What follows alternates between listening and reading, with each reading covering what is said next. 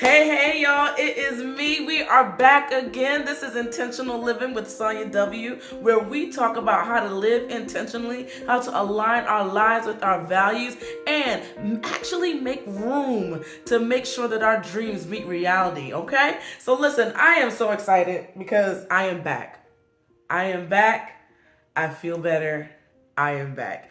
If you've been following me, you know that I usually drop every single Thursday. Well, listen. My allergies had a whole nother plan for me this past week. I was sick for the last maybe like almost 2 weeks now. It's Thursday, yeah, almost 2 weeks now. And I had these plans for this video where we were gonna break down three things that we need to kill off if we want to make sure our dreams meet reality, right? Because I talked about 2 weeks ago now, I talked about how there are sometimes things that need to die in our dreams, or sometimes our dreams need to die so that we can actually see our dreams live. And I talked about how the idea of Jesus's resurrection, that was not even a part of this whole idea of the new kingdom coming, right? The disciples just knew that Jesus came to overthrow the Roman government and do all of this stuff, right? Well, their idea of the dream had to die.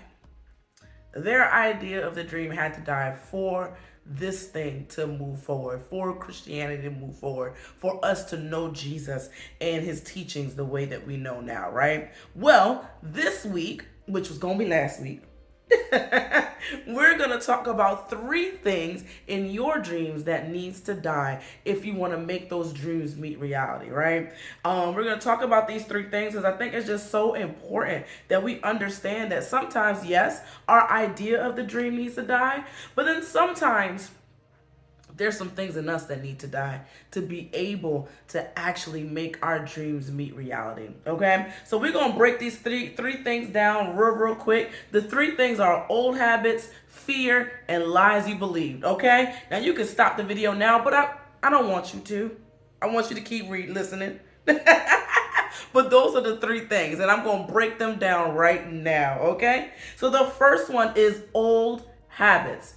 Have you ever heard that saying that the definition of insanity is doing the same thing over and over again and expecting something different to happen? That is what habits are.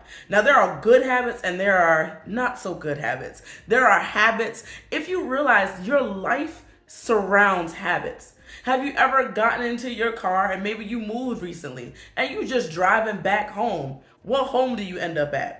Or is that just me? Is it just me that does that? I don't know. But I remember when I first moved into my new home, I definitely drove to my old apartment one time, or almost drove to my old apartment. Why? Because I had a habit. I know that if I get in my car at this destination and I'm going home, home is over there, not over there, right? Or even thinking about, how do you wake up every morning? What do you do? What's the first thing that you do when you wake up? I wait. That's a habit. Now, is that habit helping you make your dreams come true? Or is that habit keeping you where you don't want to be? That is the key to making those dreams meet reality. Breaking old habits. Looking at your life and realizing, okay, some of these things that I do just off of, life is not going to get me to where I need to go, right? How do you even do that? First of all, you have to recognize when there are habits in your life that are not helping you grow, okay? All right, just thinking about your life again. What do you do when you first wake up? What do you do when you go to bed? Are these things helping you?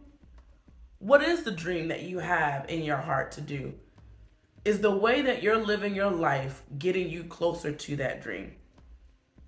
Those are the types of questions that you have to ask about the habits around your life, right? And in my email to this week, I'm going to actually break down a couple more things that you can do with your old habits and what you can do to transform your life in that. But the key thing is to understand that you got some old habits that you need to get rid of. And you got probably some good habits that you need to elevate a little bit more.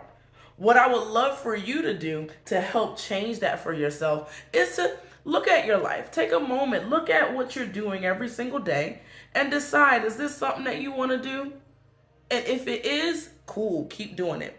But if it isn't, take a moment, figure out what that habit is, and then figure out the opposite. Figure out the thing that you can do that is going to take you a little bit closer. So, for instance, if you want to start running, if you want to run a marathon, right? That's your life's goal. You want to run a whole marathon, but you are barely running now. Maybe your new habit is to actually get up and run every day. Well, how can you help make that happen? What are the small tweaks in your life that you can do to make that happen? Perhaps it's putting your running shoes right by your bedroom door. Or perhaps it's putting an alarm on that tells you it's time to run. See, it's the little things that you can change in your life that's going to help you make sure that your dreams meet reality. So what old habits do you need to get rid of? And then the second thing is fear.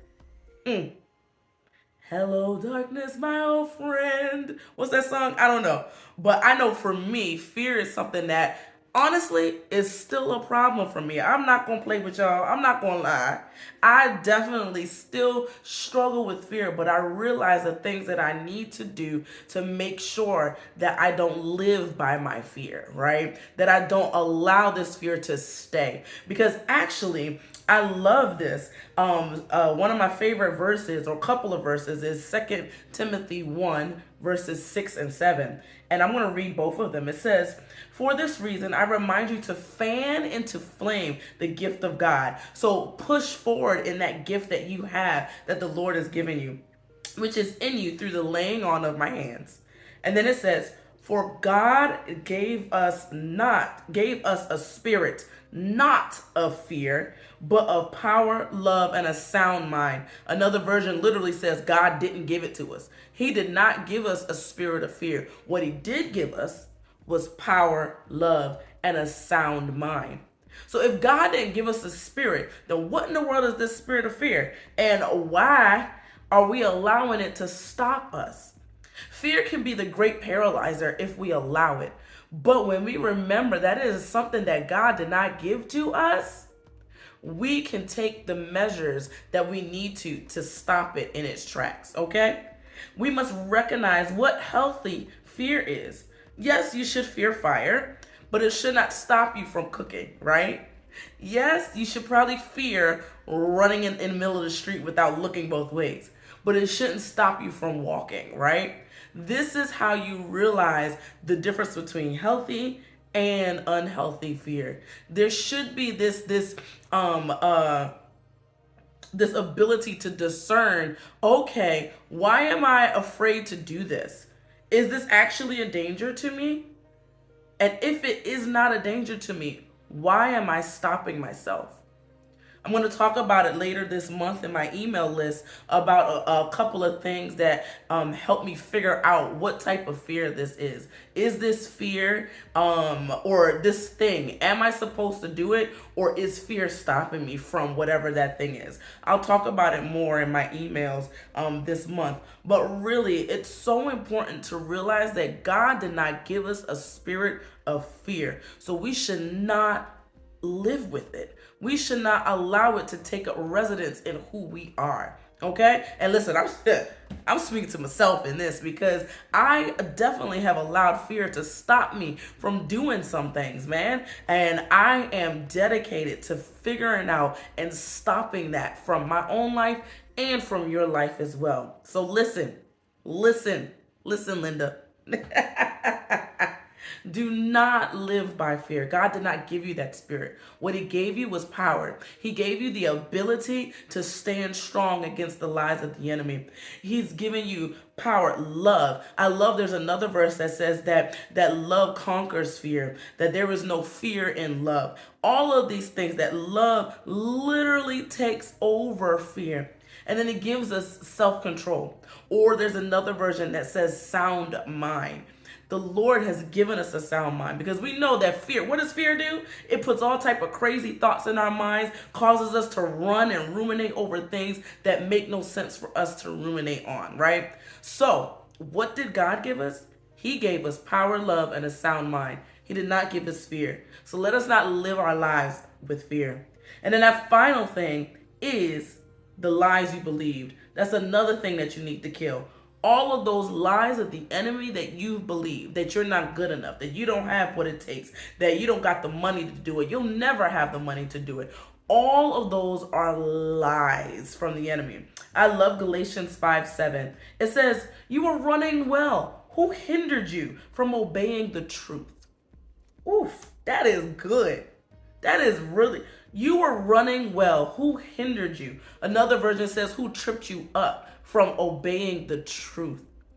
When you allow lies to come in, they trip you up from obeying the truth of what God says. God says that you are the head and not the tail. God said that He has given you the ability to make wealth. God said that He has given you more than enough so that you can be generous in every occasion. He said that you are a chosen people, that you are a royal priesthood. He said that He has plans for you to prosper you and not to harm you. He says that He sings songs of deliverance over you. There's so many things that He says about you. He says that He's given you everything that you need for life and godliness. These are the things that we stand on, not the lies of, oh, I don't got what it takes, or there isn't enough time, or I just can't do it because I don't have the talent, right? This is not the truth.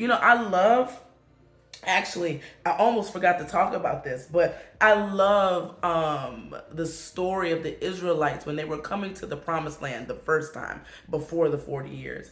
In Numbers 13:33, it says, and there we saw the Nephilim, and we seemed to ourselves like grasshoppers, so we seemed to them. How we see ourselves is how others are going to see us. If we see ourselves as small, then others are going to look at us the same way. And because of this wrong thought of ourselves, of themselves, they decided that they couldn't take the promised land, even though God has already given it to them, right? You see how the lies that we believed about ourselves can stop us from the very promise that God has for us. So I encourage you to look at your life. What are the lies that you are believing that are causing you to stop doing what God has called you to do? Okay? So listen. So what we need to kill off? What you need to kill off today? Do you need to kill off those lies? Or maybe it's fear. Or maybe it's some old habits that you need to change. What are the lies? What are the things that you have to kill off to make your dreams meet reality today? Now, listen, we're going to talk a little bit more about these things. I'm actually going to break them down week by week in my email list. So if you aren't already on the Intentional Living email list, you should get on it. You should. I'm just saying. I think it's pretty cool. The people who are on it think it's pretty cool. So definitely go down below and click on that link. And what's a fun thing for you that I have is a life audit lesson. I know that when we take stock of our lives and we realize where we are, we can take steps to actually close that gap between where we are and where we want to be.